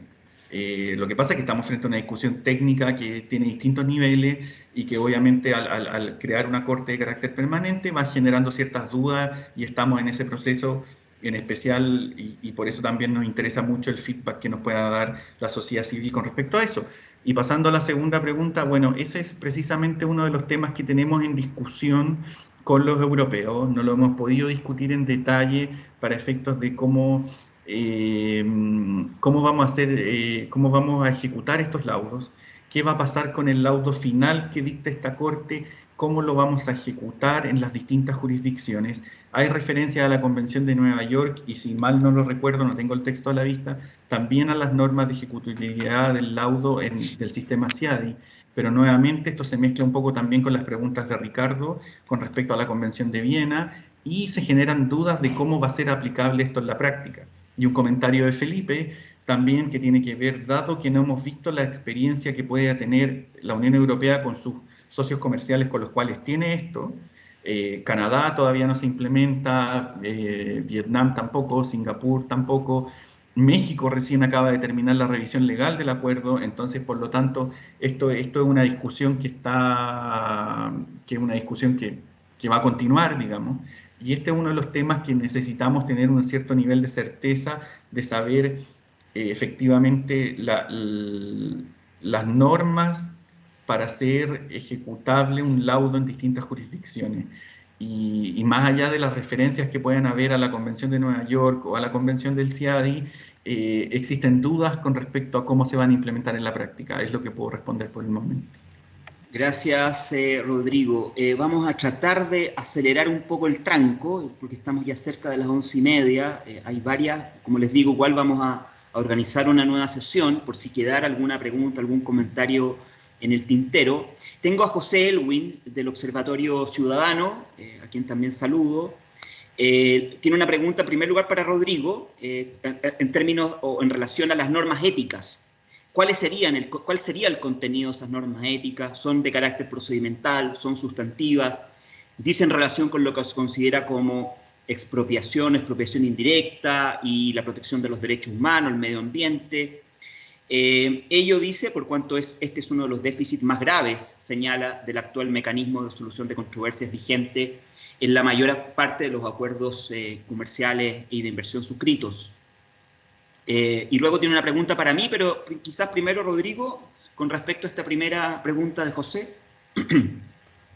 Gracias, Felipe. A ver, para ser bien breve, las normas de carácter, cuando los europeos se refieren a las normas éticas y código de conducta, tiene que ver con respecto a los jueces. Tiene que ver con la ausencia de conflicto de interés por parte de los jueces al conocer de una controversia. Tiene que ver con normas más estrictas, con lo que se conoce como en la discusión internacional el double hatting, que a su vez sean abogados de parte que en algunos casos son jueces y después pasan a ser abogados de parte en otras controversias. Es regular un poco mejor las normas en términos generales de conflictos de interés que puedan tener, en este caso, los jueces, porque no serían los árbitros, que podrían tener los jueces al conocer de una disputa en particular, el no haber sido expertos con informes en derecho en otras controversias que podrían generarle un conflicto de interés. Y lo que busca es regular eso, no necesariamente las disposiciones sustantivas del acuerdo. Eso. Ok, gracias, Rodrigo. A mí me pregunta José acerca de los reparos que le hemos planteado a la Unión Europea respecto a esta propuesta.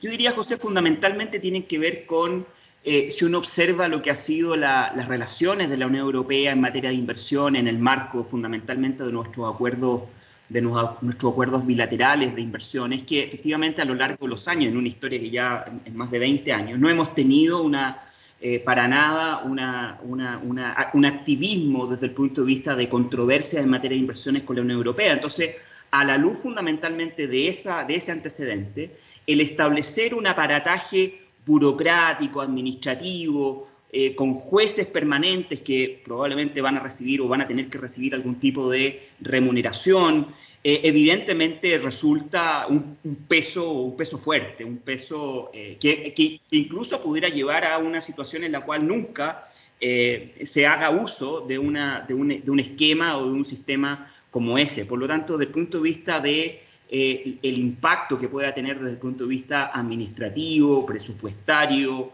el establecimiento de una corte de esa naturaleza, de esa dimensión, efectivamente nos genera muchísimos reparos, nos genera muchísima preocupación.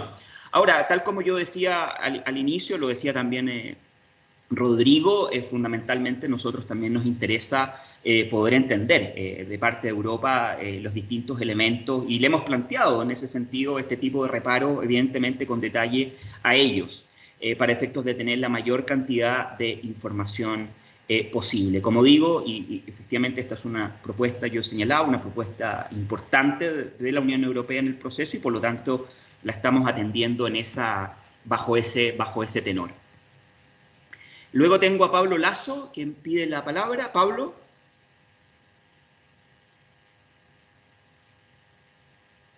Ahora sí, muchas gracias, Felipe. Mira, yo en primer lugar quisiera añadir a los comentarios de Andrés Rebolledo en el sentido de la dimensión política, en primer lugar, que pueden tener estas propuestas. No solamente en el caso de Chile, este es un tema que ha gravitado mucho en la Unión Europea. Hay que ver la historia del CETA para darse cuenta de la importancia crítica que tuvo la discusión de este capítulo en la discusión con Canadá, que finalmente motivó como detalle que el primer ministro de Canadá tuvo que trasladarse a Europa, a Bélgica particularmente, para discutir en persona cómo desbloquear esa negociación. O sea, este es un tema muy fuerte en la Unión Europea Y como ustedes saben, a nosotros como Centro Vincular de la Universidad Católica de Valparaíso nos ha tocado hacer un informe sobre esta modernización para la Unión Europea, también para Chile, sobre la sustentabilidad que podría tener este acuerdo, y por ende estos son temas muy gravitantes. Lo segundo es que naturalmente en el Congreso en Chile este es un tema que es muy sensible, ha sido objeto de mucha crítica, entre otros. Lo que no he escuchado es el tema de la transparencia u opacidad. Se critica mucho la opacidad de los laudos arbitrales de este capítulo de inversión, inversionista Estado en otros acuerdos, y naturalmente el hecho de que esto se transformara en una versión más transparente, que obligatoriamente permitiera ver la evolución de la jurisprudencia, ayudaría a darle más legitimidad a estos acuerdos. Y este es un tema central, volviendo a los temas políticos que están de por medio, con la falta de acuerdo en el Congreso para darle viabilidad política a esta modernización, por ejemplo. Creo que esto sería algo que ayudaría a la negociación en su parte política para los efectos de su ratificación positiva, y no tener mayores obstáculos para su aprobación. En el caso de la pregunta de José Elwin, me llamó la atención que se hable de las expropiaciones indirectas por causas de derechos humanos, derechos ambientales. En algunos casos yo he escuchado que estos temas también se pueden invocar en el caso de violaciones de normas laborales, que se cambien las normas laborales y que se puedan reclamar vulneraciones de carácter expropiatorio. Y naturalmente eso sería un tema que me preocuparía mucho. Por ende, en suma, yo diría que creo que hay una obligación política, no obligación, diría una recomendación política, en el sentido de que habría que abrirse al debate, de ver los flecos, como decía Andrés Rebolledo, que esto significaría. Pero me parece a mí que en términos generales habría que abrirse a negociar más en detalle esta propuesta, porque no veo espacio político realmente para evitar la aceptación en general, no digo los detalles, pero en general, de establecer esta corte sin perjuicio de que los detalles puedan ser naturalmente muy importantes. Gracias, Felipe. No, gracias Pablo a ti por los comentarios. Bueno, un poco en la línea de lo que, como bien señalabas tú, en la línea de lo que ya había señalado Andrés Rebolledo hace un tiempo atrás. No puedo estar menos de acuerdo contigo en términos de la importancia política que tiene este tema, y por eso, como decía hace un rato, haber abierto este espacio de discusión me parece muy, muy relevante. Tú mencionas además algunos elementos que estaban contenidos en la pregunta de José Elwin. Quizás en ese punto, Rodrigo, no sé si hay alguna referencia a estos elementos ya más bien de carácter más bien sustantivo, que no tienen que ver necesariamente con la propuesta de la Corte de Inversiones, pero que hacen mucho que ver porque tienen que ver con la materia, ¿no es cierto?, sustantiva que está contenida en el capítulo de inversiones fundamentalmente. Sí, Felipe, mira, yo creo que lo único que voy a mencionar tiene que ver con que las disposiciones, por lo menos de lo que estamos discutiendo con los europeos en materia de expropiación, creo que se enmarcan en el contexto de lo que tradicionalmente uno negocia en estos capítulos. Normas que por un lado establecen el derecho que tienen las partes, los países, a expropiar, pero por otro lado se establecen las condiciones y los requisitos en que esa expropiación debe darse por causa de utilidad pública, previo pago de una compensación, las características generales que debe tener esa compensación, pronta, adecuada, efectiva, ciertos criterios que ya hemos incorporado en acuerdos anteriores y que uno podría decir generan cierto consenso a nivel internacional con respecto a cómo deberían aplicarse. Por otro lado, expropiación indirecta siempre es un tema más complejo ahí, porque tiene que ver con medidas que por su naturaleza no son expropiatorias O sea, no hay una transferencia formal del título, sino que las medidas hacen que yo no pueda gozar de mi derecho de propiedad de la forma en que debería gozarlo, por lo tanto se califica, y ahí está basado un poco en el derecho nacional americano, en ese sentido, en cómo ha ido la jurisprudencia interna de Estados Unidos, cómo Estados Unidos ha ido dando a entender un poquito este concepto de expropiación indirecta. No vemos mayores márgenes, o sea, no existe una diferencia sustantiva a lo que hemos negociado con anterioridad. Sin embargo, por otro lado, y una de las propuestas relevantes de los europeos tiene que ver con consagrar el concepto de right to regulate, o el derecho a regular que tienen los estados. Entonces, en ese sentido, lo que nosotros estamos buscando es un balance, por un lado, de consagrar el derecho regular que tienen los estados en persecución de objetivos legítimos de política pública, versus ciertas condiciones en las cuales las medidas tienen que darse, digamos. O sea, por eso se le asegura que va a estar protegido en caso de expropiación al inversionista, pero por el otro lado se busca asegurar también el derecho que tienen los estados a regular. Y eso es parte también de una discusión técnica de la negociación, que esperamos lograr un adecuado balance entre estos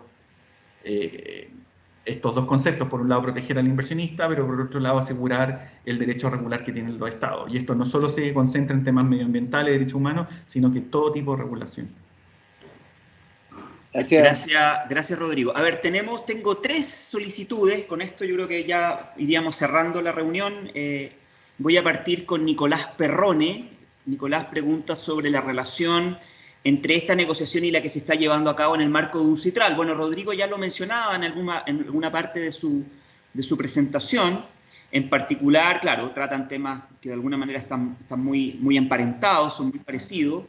En UNCITRAL, señala Nicolás, hay varias voces proponiendo contrademandas de Estado, hay participación también de stakeholders, incluso hay una posibilidad de demandar a los inversionistas, y pregunta si hay algo de esto en la propuesta de la Unión Europea. Rodrigo, por favor. Ya, perfecto. Sí, efectivamente hay un vínculo, ya lo mencioné. Para los europeos, esta discusión bilateral de creación de una corte tiene por el objeto multilateralizar la corte, y ve muy vinculado sus negociaciones comerciales bilaterales con lo que está persiguiendo en el contexto de UNCITRAL. Incluso ellos proponen en el acuerdo bilateral una especie de obligación de promover la multilateralización de esta corte. O sea, que Chile tendría que asumir, digamos, un rol súper activo promoviendo esto a nivel multilateral. Y con respecto a las counterclaims, es una discusión que está abierta todavía. Creo que en este sentido Chile empuja más el hecho de buscar alguna disposición que permita la demanda reconvencional. En este sentido los europeos ven con un poquito mayor de reticencia, pero la discusión está todavía abierta y ellos considerando ciertos elementos. Acá lo importante es destacar que la posibilidad de contrademandar o presentar demandas reconvencionales en el sistema actual no es que esté prohibida desde un punto de vista procedimental. El problema se da en que tanto con la creación de con la convención del CIADI, incluso se estaba pensando en el año, si no me equivoco, 67, cuando se crea la convención del CIADI, en ese minuto habían disputas de carácter contractual. Y obviamente disputas de carácter contractual generan derechos y obligaciones para las partes. Entonces, en este caso, cuando había una disputa contractual entre un Estado y un inversionista, la idea del CIADI también era recoger ambas cosas. Entonces, desde un punto de vista procedimental, no queda, a mí por lo menos no me queda tan claro que exista una dificultad para promover esto. El problema se dio con la negociación de estos acuerdos de inversión posteriores, que vienen de la década del 90 en adelante, en donde solo se establecen obligaciones para los estados y ninguna obligación con los inversionistas. Y lo que buscaría counterclaims, y por eso un poco la idea que estamos empujando, es que exista la posibilidad de alegar algún derecho, porque al final del día no es que procedimentalmente tengas que hacer un cambio, sino que en el fondo no existe una legitimación activa o alguna obligación que hacerle exigible a los inversionistas. La pregunta ahí viene, ¿cuáles serían esas obligaciones que nos gustaría hacerle exigible a los inversionistas? Y esa es una discusión que todavía también está abierta de nuestro lado en términos de saber hasta qué punto podríamos llegar con esto. Y también por el hecho de que los estados tengan el derecho de presentar demandas reconvencionales, tampoco es que sea uno de los elementos esenciales para mejorar todas las críticas que se le han hecho al sistema actual de arbitraje inversionista-Estado. Quizás alguno de los elementos interesantes a considerar tiene que ver con establecer que los inversionistas cumplan con ciertas obligaciones para acceder al sistema de solución de controversias. Quizás eso podría ir más en línea con algo más interesante para nosotros, pensando en normas que tienen que ver con responsabilidad social empresarial o con el cumplimiento de ciertos estándares medioambientales, porque de alguna manera hacer litigioso ese tipo de normas, por ejemplo, de responsabilidad de conducta empresarial responsable, no sé si está dentro del objetivo de ese tipo de compromiso, hacerlos litigiosos. Entonces quizás puede ser como una condición previa para acceder que cumpla con ciertos estándares, pero es una discusión que está abierta. Gracias, Rodrigo. A continuación tengo a alguien identificado como familia Bobich Milán. No sé, la persona sí. que... Por favor, Felipe. Si te puedes dar tu nombre, por favor. Sí, claro, cómo no. Hola, Felipe, soy Pablo Bobich, gerente legal de la Confederación de la Producción y el Comercio. Disculpen la identificación, pero en el tiempo de teletrabajo, los niños también usan mi computador. No, está bien. Esto es algo masivo. Ese es el nombre de la familia. No, está muy bien, está muy bien. Por favor. Agradecerles primero el espacio, el cuarto adjunto, la posibilidad de escuchar y tener más detalles de esta corte de inversiones. Este es un tema que hemos venido siguiendo hace un tiempo, del cual esta probablemente es la primera información más detallada que tenemos. Por tanto, agradecer eso y esperar que nos siga proporcionando más información con mayor nivel de detalle. Este es un tema bien sensible, bien importante. Por otro lado, destacar muy en general, el cuarto adjunto pasado lo señalaba, la importancia comercial, la importancia de ese relacionamiento entre Chile y la Unión Europea desde la firma del acuerdo y también el efecto que esto tenía en materia de inversiones. Hay mucha inversión europea en Chile. Es muy importante, digamos, este tipo de relación. Pero quiero adelantar algunos puntos brevemente que no me quedan claros todavía, pero que me gustaría una vez más reflotar. Aquí estamos hablando de una corte de inversiones para resolver algún tipo de controversia. Y a mí lo que me llama la atención, o lo que nos ha llamado la atención a muchas personas que hemos seguido esto, es que la relación entre Chile y la Unión Europea en el tiempo ha sido una relación buena. Ha sido tan buena que de hecho no es una relación donde hayamos tenido conflictos importantes que llevar a tribunales o cosas de ese tipo. Ni siquiera el sistema de arbitraje comercial ha tenido que ser expuesto en ese sentido. Por tanto, si bien eso no significa que a futuro no podamos tener algún nivel de conflictividad, espero que no, tenemos una muy buena historia de relacionamiento sin conflicto y sin problema. Eso se relaciona con algo que nos pasó hace un tiempo atrás. Yo formo parte, como Confederación de la Producción y el Comercio, represento a esta organización en el Comité Consultivo Conjunto Chile-Unión Europea. Somos la contraparte, conjunto con 8 sectores más de la sociedad civil, de ese relacionamiento contraparte de la sociedad civil europea. Y en uno de nuestros encuentros el año pasado, si no recuerdo mal, nos juntábamos con nuestra contraparte acá en Chile. Y uno de los temas que se iban a abordar, en general, muy por encima, era esta corte de inversiones. Cuando se habló de la corte de inversiones, yo hablé con el representante presidente del CESE europeo, que sigue siendo todavía presidente, Joseph, y cuando hablo con Joseph le digo, oye Joseph, está esta corte, no entendemos muy bien su interés, su factor práctico, no hemos tenido controversia. Como sociedad civil no entendemos la importancia todavía, no tenemos los detalles, pero nos preocupa que establezcamos algún grado de burocracia en una relación que ha fluido muy bien. Y él me dijo en privado, oye Pablo, yo tampoco lo entiendo, yo lo que creo es que esto realmente no es necesario, no te preocupes, yo voy a mencionar algo al respecto.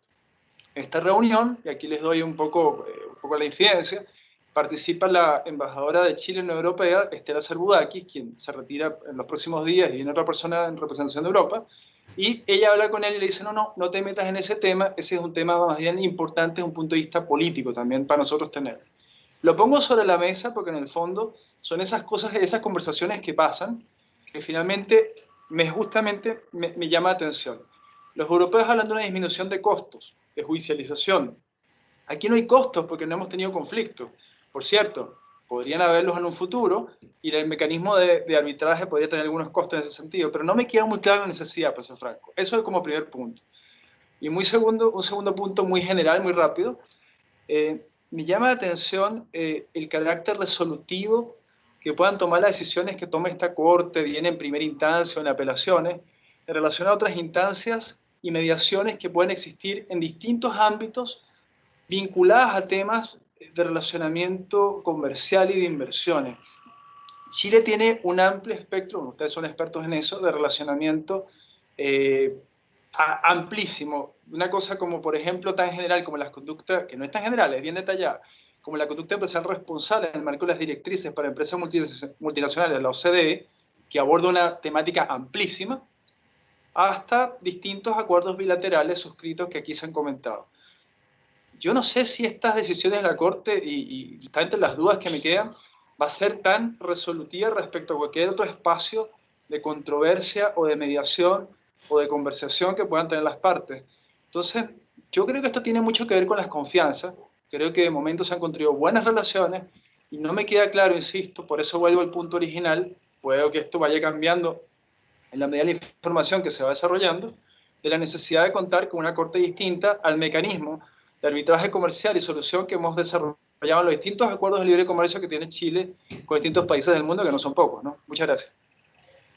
No, muchísimas gracias por tu reflexión. Yo creo que en la primera parte de lo que tú señalas, de alguna manera lo mencionaba en alguna respuesta anterior con respecto a la base de aquellos elementos que hemos planteado la Unión Europea como parte de esa falta de convencimiento, de reticencia que nos genera la propuesta y que tiene que ver con esa situación en términos de, para nada, una historia o antecedentes de una alta conflictividad en materia de inversiones con la Unión Europea en el marco de los acuerdos bilaterales. Efectivamente, ahí hay un elemento que hay que tener presente y que de alguna manera ha marcado un poco el derrotero de nuestra postura hasta ahora en la mesa de negociación con respecto a este tema.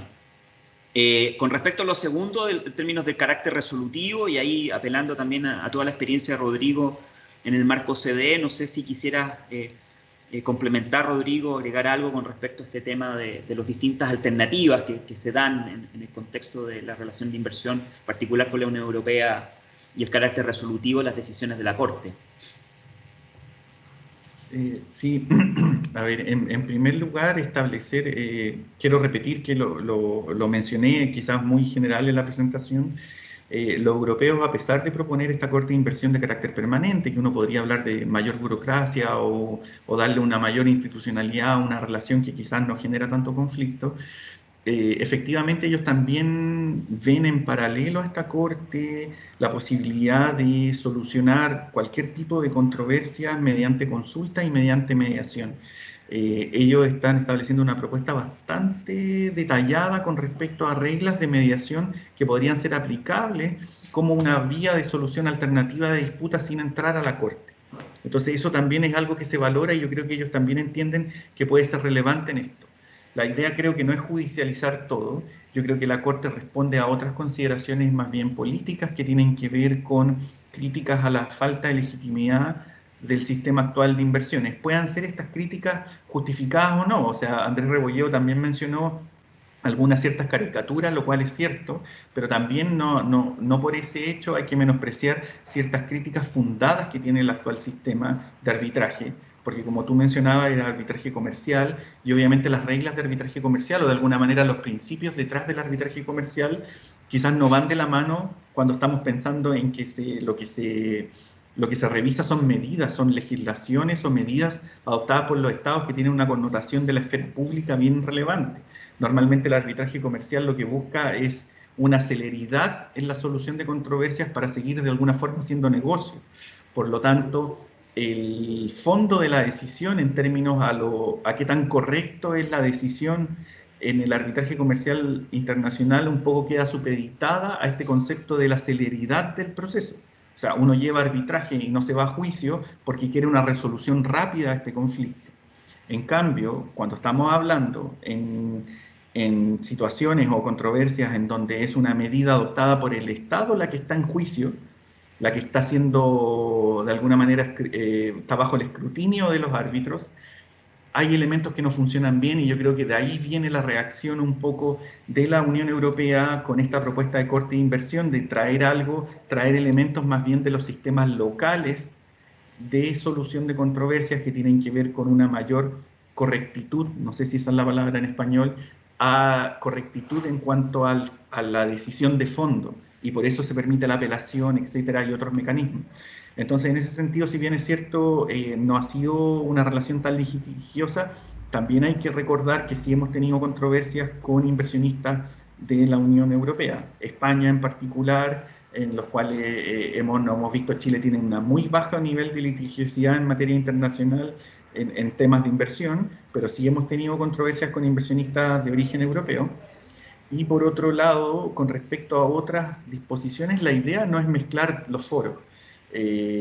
Habiendo trabajado por 5 años en la misión de Chile ante la OECD, efectivamente las normas de conducta empresarial responsable que la OECD ha desarrollado y la instancia que tiene de punto nacional de contacto es una instancia que claramente nosotros no queremos mezclar, que creemos que es una instancia que tiene su propio mérito en el hecho de ser una instancia de diálogo, más bien de mediación y buenos oficios para solucionar algún tipo de conflicto que se pueda suscitar en el marco de materias de conducta empresarial responsable. Y obviamente nuestra idea también no es mezclar esos distintos tipos de regímenes, por decirlo de alguna manera, porque creemos que en ese sentido funciona bastante bien la OECD y el punto nacional de contacto.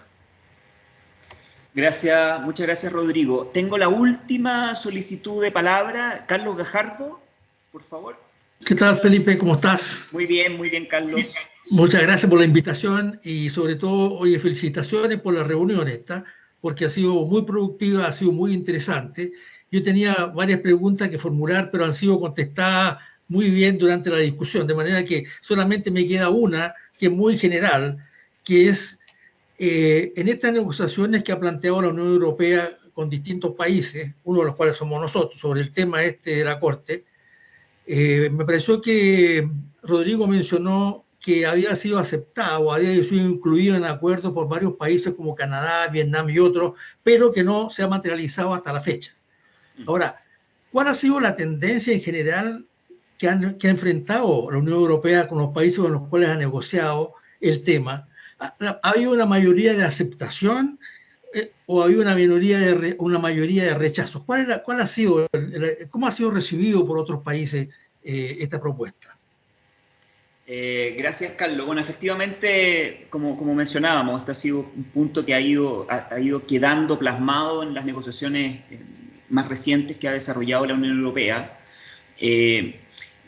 Básicamente, yo diría que había por supuesto, una aceptación de parte de los socios comerciales de la Unión Europea para efectos de incluir el establecimiento de la Corte. El gran problema, como veíamos desde un punto de vista práctico, es que todavía estos esquemas no están plenamente implementados o aplicados para efectos de conocer efectivamente, bueno, cómo se da el funcionamiento de estos esquemas en el marco de esos acuerdos. Por lo tanto, ahí existe un nivel de alguna manera de incertidumbre o desconocimiento con respecto a cómo será el funcionamiento de estos esquemas. Ahora, la aceptación o no, claro, hay variables que efectivamente son diferentes en uno y otro caso. Evidentemente, muchos de los países los cuales la Unión Europea ha negociado en el último tiempo son países que, por una parte, o no tenían un acuerdo comercial con la Unión Europea previo, o tenían acuerdos respecto de los cuales se daban un conjunto amplio de intereses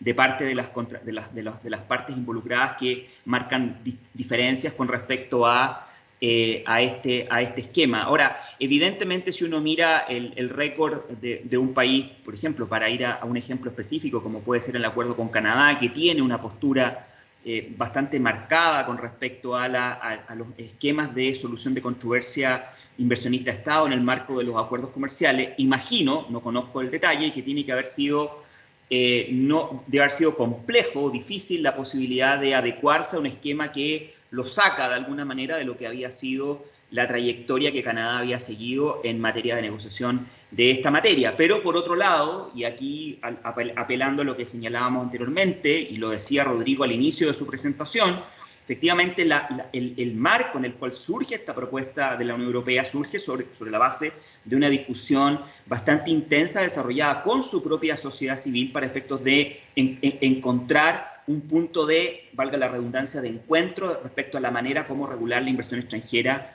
en el marco de estos acuerdos. Y por ese lado probablemente también la discusión tiene que haber ayudado para efectos de poder haber materializado el esquema de esa naturaleza. Probablemente esas variables fueron distintas en el caso del acuerdo con México o, en el acuerdo o del acuerdo con Vietnam, en donde posiblemente también el tema de los balances al interior de la negociación comercial también hayan tenido mucho que ver con la definición y con la aceptación de un esquema como este al interior de sus respectivos acuerdos comerciales.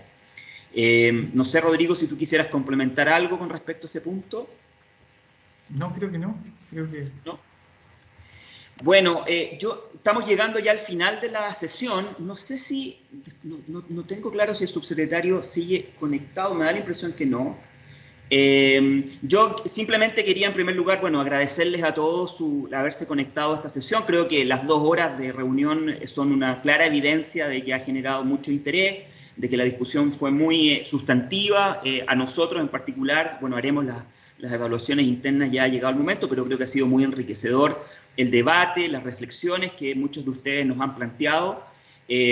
Vamos a, como digo, la idea es poder organizar alguna sesión o un par de sesiones adicionales en esta materia para eventualmente quizás entrar con un poquito más de detalle a conversar respecto a algunos de los aspectos de la propuesta de la Unión Europea respecto a la Corte de Inversiones. Así que, sin más, agradecerles nuevamente su tiempo, su participación, agradecerle a Rodrigo, por supuesto, por la muy buena presentación y las respuestas, y al equipo aquí de la Subrey que ha trabajado para hacer posible esta reunión. Así que les deseo un muy buen día y vamos a seguir en contacto para las siguientes actividades del cuarto adjunto en el marco de la negociación con la Unión Europea. Muchísimas gracias. Que estén muy bien. Muchas gracias a todos. Muchas gracias.